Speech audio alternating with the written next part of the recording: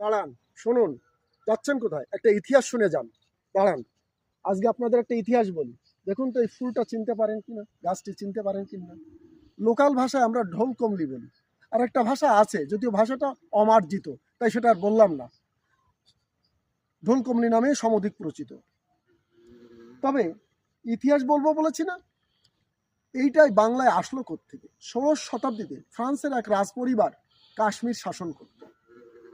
ভারতীয় উপমহাদেশের কাশ্মীর, যাকে ভূস্বর্গ বলে, তার বাগান সাজাবার জন্য, সৌন্দর্যবর্ধক ফুলের আনার জন্য শুধু ফ্রান্স থেকে এই গাছটিকে আনিয়ে তার বাগানে লাগানো হয়। কত আদরে ছিল! রাজকন্যার, রানীর বাগান, ফার্স্ট লেডির বাগান সাজানোর জন্য কাজে ব্যবহৃত হয়েছে। কিন্তু কালের পরিবর্তনে এত বেশি উৎপাদনশীলতা ছড়িয়ে পড়েছে সুদূর কাশ্মীর থেকে আজকে বাংলার জঙ্গলে এই সুন্দরবনে অঞ্চলেও এসে হাজির হয়েছে এই ঢোলকমলি, যারে আর একটা বাংলা বললাম না, তাকে তাই বলে। মানে উৎপাদনশীলতা এত বেশি, সেই কারণে। তাহলে কেন ইতিহাস বললাম? আজকে অনাদরে যে গাছটি আপনার হাতের মাথায় রয়েছে, কেটে ফেলে দিচ্ছি, কেটে কমাতে পারছি না, সেই গাছটি একদিন আদরে, অনেক যত্নে রাজ পরিবারের শোভাবর্ধনের জন্য ব্যবহার করা হয়েছিল। এইটাই ইতিহাস।